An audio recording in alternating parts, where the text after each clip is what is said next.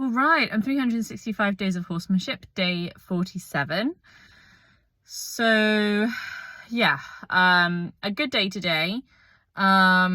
These next 2 weeks of my life are so overwhelmingly busy. It's unreal.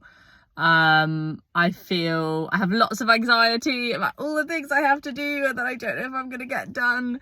And today I definitely, had that little birdie in the back of my head that was like, oh my God, don't go. But I knew I had to come, because I knew I needed the break. And it's one of the most amazing things about this project is I think the consistency with this habit for me is just going to be so powerful. I remember actually a couple of years ago, Mia Rodley from Heart of Horsemanship and I were talking, and she was saying about how consistency just really changed everything for her, and she just jumped from being, you know, where she was at to where she is now, and obviously she's doing some amazing stuff now. Yeah, and I think for me, like, the real like mental breakthrough with this is like that little voice that on the days that I go, oh, like, don't do anything today, is just getting quieter and quieter. You know, like, it was like, no, I really know I gotta go. And, you know, once again, the horses, you know, proved that to be true and to be right and to be the right thing to do. I mean, there's just honestly value in every single day, which is really amazing. Yeah, Lawrence came up and gave him his painkiller. It's in like a little pipette, like it's an oil that goes under his tongue. He's very suspicious, very skeptical about this, does not really trust the situation. And, you know, it's like a herbal oil, like there's nothing funky in it really. And I've covered it in molasses is what I've had to do just to kind of get him to like even be okay with it being kind of anywhere near going in his mouth. And again, still today he was resistant, but the first time today I was really able to get it in his mouth and do the first squirt. I did then have to do a second squirt where I did just, you know, hold his nose gently so I could get everything in. But it was much better, much better than it has been. And that's really great. And then, yeah, he's just a lot more interactive. I do wish I'd had more time with him today. You know, I need to go home, I need to have a bath. My hair's really disgusting and I've got to be at work at 6 o'clock in the morning. Exhausting. I've got like 3 long shifts ahead of me, and then every day until the next lot of shifts is booked up with work that's just going to take so much time, and yeah, so many commitments. So yep, lots to be stressed about, but also I just have to try and keep going. So yeah, I was sad I didn't have more time with him today, because I think it would have been nice for us just to have some easy time and flow together. And I think the last few sessions have just happened to be days when other things have been happening, which has been great for me, you know, because I've really been able to jump on those opportunities to do things with him that are not just grazing. And today I kind of noticed like, oh my God, I don't think I've like stood with you and grazed for like, you know, a few days now. And so that was nice. It didn't last very long because I, you know, just kind of wanted to wait for the next good thing and then leave.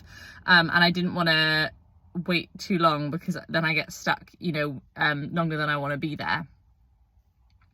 But he definitely, yeah, just seems a lot more interactive, walked over to see me straight away, which was really good. So that's all really positive, moving in a positive direction. And yeah, went up to see Mia, who was at the hay. Initially she wasn't that interested on approach. I didn't have very good time. I got a bit distracted as she looked at me the first time. And with her, if you get the wrong timing, she will get annoyed with you. Lawrence is a bit more forgiving. But yeah, with Mia, like, you will, like, if you miss something, then you will kind of have to earn your way back a little bit. It doesn't take very long, but you do have to. Yeah, and she was, you know, I played the game of, you know, when you look at me, I move towards you, until I was right up next to her, and then I gave her some scratches, and again, she was really engaged with that and engaged with me being there and pleased that I was there so I could give her some face scratches, and that was really, you know, felt positive and open, and she just was quite interactive today. One of the other horses came up behind her, pushed on her space a little bit. I mean, you know, obviously not by normal horse standards. He was, you know, probably a good sort of 10 feet away. But for her, that's too close, especially when she's eating the hay. And I sort of noticed him, and I decided to move before she moved. And actually it was really interesting because I moved away towards him, she moved away with me, and we were able to stay in flow as she moved him away in quite a peaceful way for Mia. And then we came back to the hay. That sort of went on a couple times, and we did have one where we weren't quite as much in sync, as then I decided to make a different decision and go around to the other side of the hay from where this horse was. But yeah, again, you know, it was focus changes were pretty frequent. They are more frequent when she's on the hay anyway, but they felt even more frequent than they have been. And then we had a nice moment of sort of 2 or 3 focus changes in a row back to the hay, and I was like, yeah, that's a nice moment. So yeah, quick sessions today, but again, I just think there is always value, you know, always value in being here and spending that time and engaging and creating those positive experiences. I think is just always valuable. So I think there's going to be a few of those over the next couple of weeks. I don't think it's the worst thing in the world. This is the last time in my life that I'm going to allow my schedule to become this busy, because ultimately, you know, I think we're all manufactured to be